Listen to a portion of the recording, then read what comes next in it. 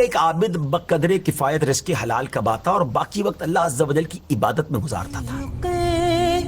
حلال دے مجھے، ایک مرتبہ مسلسل کئی روز تک اسے کہیں بھی مزدوری نہ ملی اور فاقوں تک نوبت پہنچ گئی۔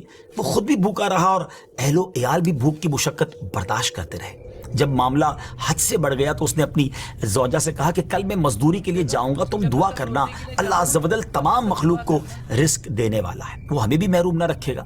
اس کی زوجہ نے بھی مشورہ دیا کہ ہم یقین کامل کے ساتھ رزق کی تلاش میں نکلیں گے تو اللہ عز و جل ضرور کوئی راہ نکالے گا۔ صبح سویرے وہ عابد اللہ عز و جل کا نام لے کر مزدوری کی تلاش میں نکلا اور وہ بھی دوسرے مزدوروں کے ساتھ جا کر بیٹھ گیا۔ جن لوگوں کو مزدور کی ضرورت ہوتی تھی وہ مارکیٹ سے جا کر مزدور لے آتے تھے۔ اس نے دیکھا کہ ایک ایک کر کے سارے مزدور چلے گئے مگر اس کو کسی نے کام پر نہیں بلایا، اس کو کوئی مزدوری نہیں ملی۔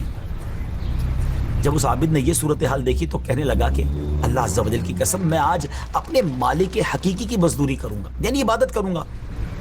چنانچہ وہ دریا پر آیا اور وضو کر کے نوافل پڑھنے لگا۔ رزق حلال دے مجھے اے میرے، سارا دن اسی طرح رکوع و سجود میں گزار دیتا۔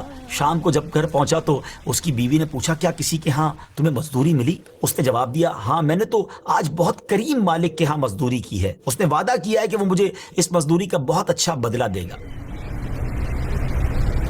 دوسری صبح دوبارہ یہ عابد مزدوری کی صف میں کھڑا ہو گیا، کسی نے اس کو مزدوری کے لیے طلب نہیں کیا، باقی لوگوں کو وہ لے جاتے گئے، پھر اکیلا رہ گیا۔ اب اس نے سوچا کہ پھر آج میں اللہ عز و جل کی عبادت کروں گا، پھر دریا کنارے جا کر عبادت کرنے لگا۔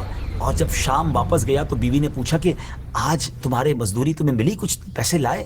تو کہتا نہیں، میں نے آج بھی بڑے کریم کی مزدوری کی ہے مگر میرے مالک نے انشاءاللہ وعدہ کر رکھا ہے کہ مجھے اس مزدوری کا اچھا بدلہ دے گا، میری اجرت اس مالک کے پاس جمع ہو رہی ہے۔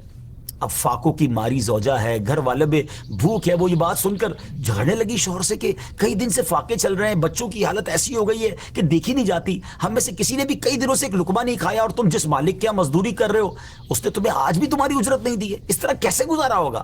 اس پر وہ عابد بہت پریشان ہوا اور ساری رات کروٹیں بدلتے اس نے گزاری۔ بچے بھوک کی وجہ سے بلبلا رہے تھے اور اس کی اپنی حالت بھی قابل رحم تھی۔ بالآخر صبح وہ پھر بازار گیا، مزدوروں کی صف میں کھڑا ہو گیا۔ آج پھر ویسا ہی ہوا کہ اس کو مزدوری نہیں ملی، کوئی بھی اپنے ساتھ نہیں لے گیا۔ وہ عابد پھر اپنے پاک پروردگار کی رحمت سے مایوس ہونے والا نہیں تھا۔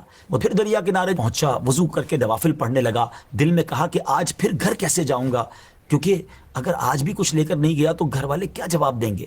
لیکن اب وہ جب گھر کی طرف جانے لگا اسی ٹینشن میں تھا کہ بات کیا کروں، لیکن جب دروازے کے قریب پہنچا تو اسے کھانے کی خوشبو آنے لگی۔ وہ حیران ہو گیا، لگتا ہے میں کسی اور کے گھر میں تو نہیں جا رہا ہوں، میرے گھر میں تو کچھ بھی نہیں ہے کھانا پکانے کے لیے۔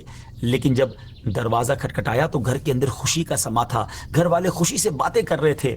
اور جب اس نے کہا کہ یہ سب کچھ کیسے ہوا، گھر والوں نے بتایا کہ تمہارا مالک تو واقعی بڑا کریم ہے، اس کے کارندے آئے تھے، بڑی زبردست مزدوری دے کر گئے ہیں اور انہوں نے درہم و دینار بھی دیے ہیں، عمدہ کپڑے بھی دیے ہیں، آٹا اور گوشت وغیرہ بھی کافی مقدار میں دیا، اور کہا کہ جب تمہارا شوہر آ جائے تو اسے سلام کہنا اور کہنا کہ تیرے مالک نے تیرا عمل قبول کر لیا ہے، یہاں وہ تیرے اس عمل سے راضی ہے، یہ اس کا بدلہ ہے جو تو نے عمل کیا تھا، اگر تو زیادہ عمل کرتا تو تیرا اجر بھی بڑھا دیا جاتا۔ سبحان اللہ، دیکھا آپ نے، یہ تو دنیا میں اس مزدور کے عمل کا کچھ اجر تھا، رب عز و جل اس کا اصل بدلہ تو جنت میں عطا فرمائے گا نا۔ یقیناً اللہ عز و جل کسی کا عمل ضائع نہیں کرتا۔ اس واقعے سے ہمیں یہ بھی درس ملتا ہے کہ چاہے خوشحالی کے ایام ہوں یا تنگ دستی کا